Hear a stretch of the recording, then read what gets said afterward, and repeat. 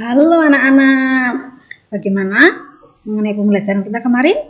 Wah, kita seru ya. Pada minggu ini kita akan bahas mengenai penghujan. Satu hal yang disukai anak-anak pasti. Ayo, siapa yang kalau hujan-hujan suka main hujan?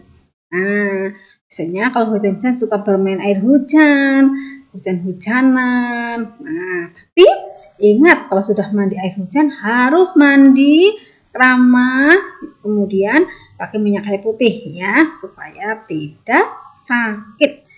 Jadi jangan sengaja juga untuk bermain hujan. Nah, mari kita melanjutkan pembelajaran kita di pembelajaran 3. Ya, anak-anak boleh membuka bukunya. Ya, buka bukunya halaman yang ke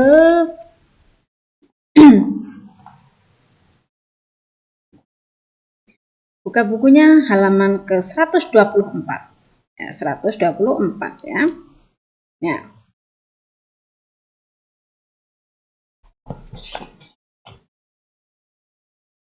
Terus 24.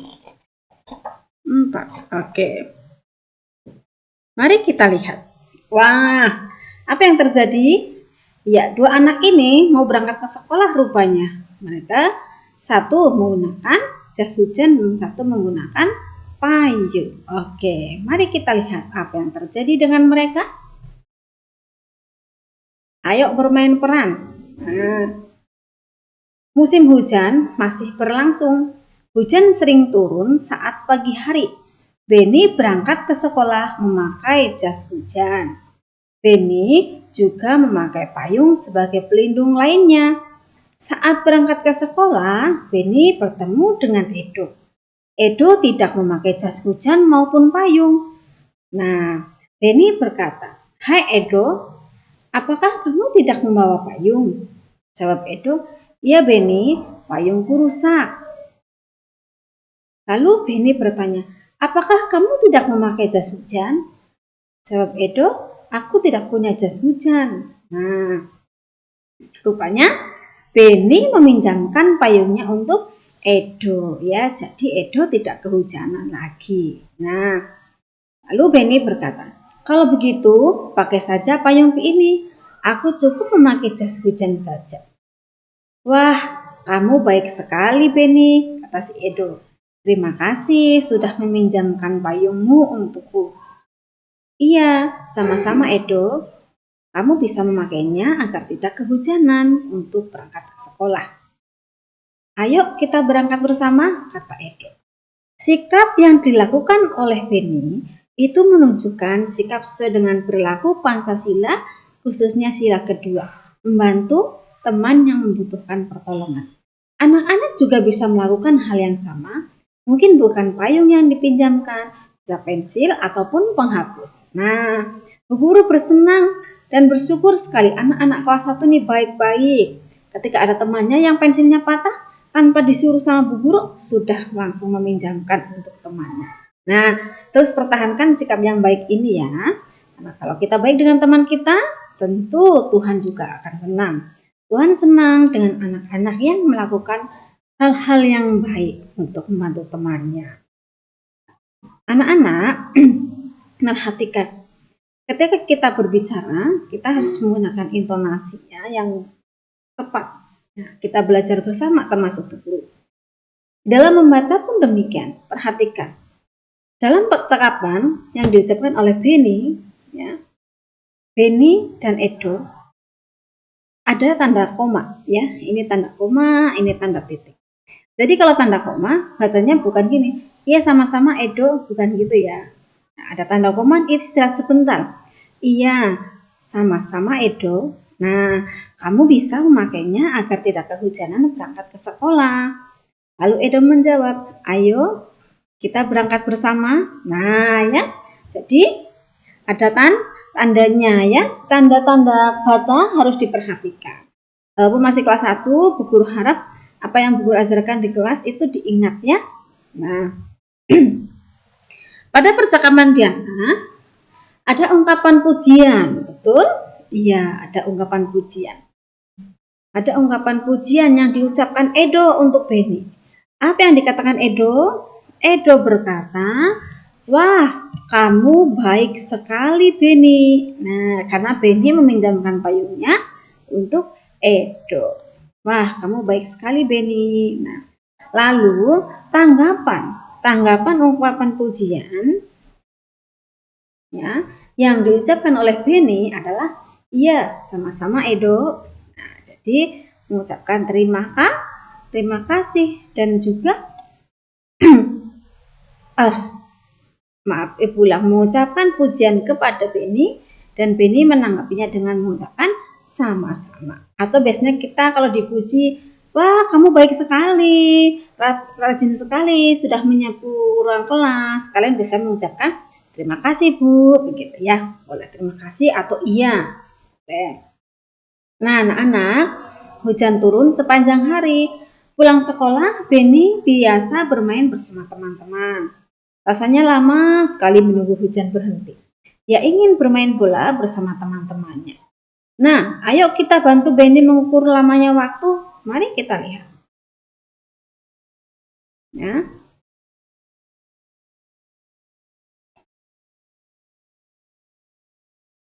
Setelah berganti pakaian, Beni mencuci tangannya. Nah, ini kan Beni sampai di rumah, lalu disambut mamahnya di depan pintu. Dia mencium tangan mamahnya.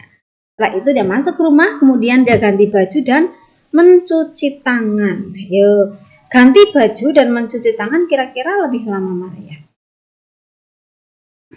Ya, lebih lama cuci tangan dong ya. Cuci tangan kan harus bersih ya, betul juga itu. Nah, setelah menyiapkan makanan, ibu menyetrika pakaian. Nah, menyetrika pakaian dan menyiapkan makanan, kalau cuma naruh di atas meja itu sebentar ya, tapi kalau masak lama. Jadi kalau menyiapkan makanan berarti lebih sebentar daripada menyetrika pakaian ya. Nah, menyetrika pakaian itu lama. Nah ya. Kalau mencuci tangan dibandingkan menyetrika pakaian, maka mencuci tangan itu hanya sebentar.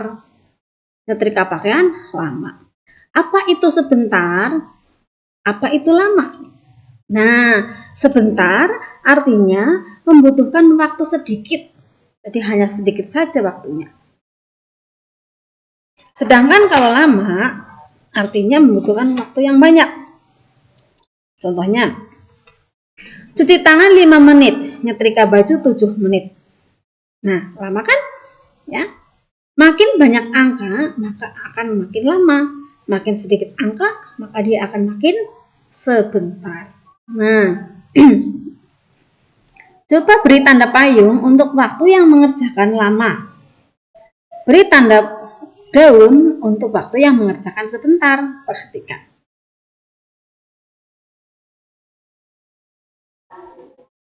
Kalau ini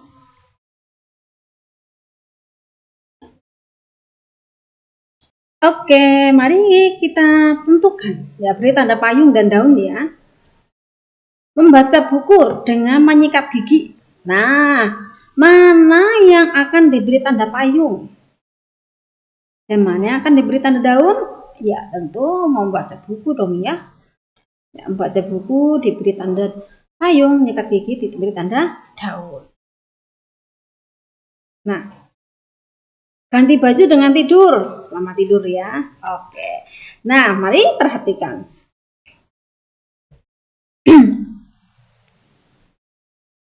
Kalau diurutkan ya, dari berikut ini, tadi kita telah membedakan antara waktu sebentar dan waktu yang lama. Kalau sekarang, mari kita urutkan kegiatan ini. Kita urutkan berdasarkan lamanya waktu. Oke, berdasarkan lamanya waktu ya. Urutan dimulai dari kegiatan yang paling sebentar. Beri nomor di bawahnya sesuai dengan urutannya. Sikat gigi, baca buku, ganti baju, tidur. Berarti, nah dulu. 1, sikat gigi. 2, ganti baju.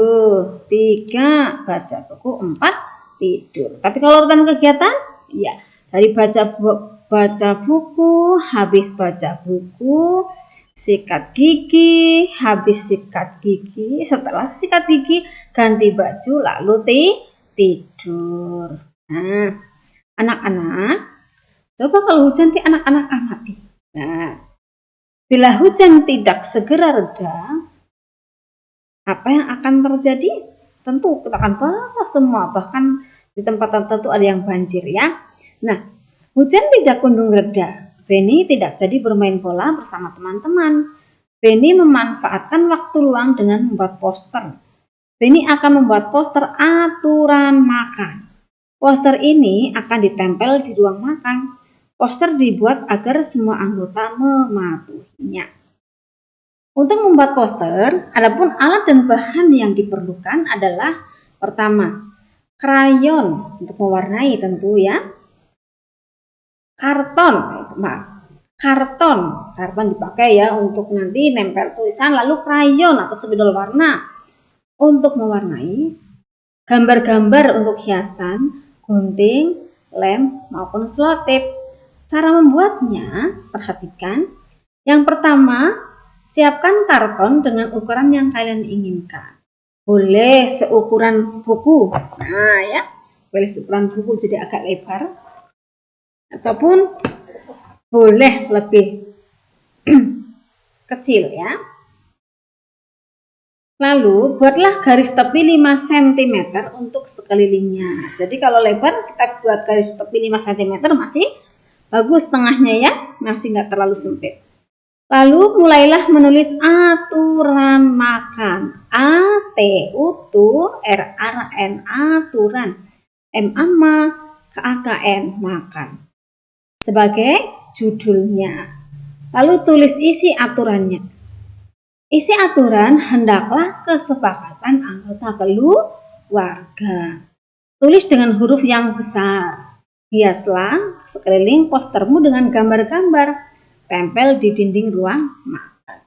Lalu ajaklah semua anggota keluarga untuk mematuhi aturan tersebut. Ini contohnya. Aturan makan. 1. Cuci tangan sebelum makan. 2. Berdoa dulu sebelum mulai makan. 3. Makan tidak sambil bicara. 4. Mengambil makanan secukupnya. 5. Menghabiskan makanan. 6. Meletakkan piring dan sendok ke tempat cuci piring jika selesai makan. Jadi kalau sudah selesai makan, tidak boleh piring di meja terus. Harus diambil dari meja, lalu cucilah piring ya. Merapikan kembali meja dan kursi setelah makan. Oke. Nah, anak-anak, mari taati aturan makan. Kenapa harus ada aturan? Karena segala sesuatu yang diatur akan berjalan dengan baik dan tertib. Karena itu kita perlu membuat aturan makan supaya saat makan pun ada ketertiban. Benny menceritakan pengalamannya saat makan di rumah. Anggota Benny mematuhi aturan yang ada. Benny terkadang mengambil makanan terlalu banyak. Ibu mengingatkan Benny untuk mengambil secukupnya. Benny berusaha menghabiskan makanannya. Benny menjadi sangat kekenyangan. Tuh ya. Kan aturan makan apa? Ambil makan secukupnya dan habiskan makanan yang diambil. Ya. Coba, apakah anak-anak bisa menceritakan pengalaman ini? Nah, tentu bisa ya. Ceritakan pengalamannya. Nah, untuk tugas pembelajaran ketiga, ya, ini pembelajaran 3. Tugas pembelajaran ketiga adalah anak-anak membuat video sedang mencuci piring. Ya. Buatlah video anak-anak sedang mencuci piring. Untuk apa Bu Guru? Ini adalah salah satu ketaatan kita untuk melakukan aturan makan yang ada di rumah kita. Jadi tugasnya buatlah video mencuci piring, sedang nyuci piring. Yang bersih ya. Yang bersih supaya tidak ada kuman ya, harus cuci yang bersih. Ingat kalau mencuci piring harus hemat air. Bagaimana cara menghemat air saat mencuci piring? Ya, pertama-tama piring yang kotor siram dulu dengan air, kemudian kita sabun. Ya, setelah kita sabun baru dibilas. Selama kita menyabun, keran tidak boleh dinyalakan, ya, jadi dimatikan. Siram dengan air bersih, lalu matikan keran. Sabun piringnya ataupun gelasnya, lalu nyalakan keran lagi untuk membilasnya. Bagaimana? Setuju dengan tugas hari ini? Oke, lakukan tugasnya, lalu kirimkan videonya ke Bu Guru. Ya, supaya Bu Guru bisa menilai, oh ini sudah mengerjakan tugasnya. Oke, sampai jumpa pada pembelajaran yang kelima, dan mari kita terus belajar, ya patuhi setiap aturan yang ada baik di rumah maupun yang ada di sekolah. Sampai jumpa.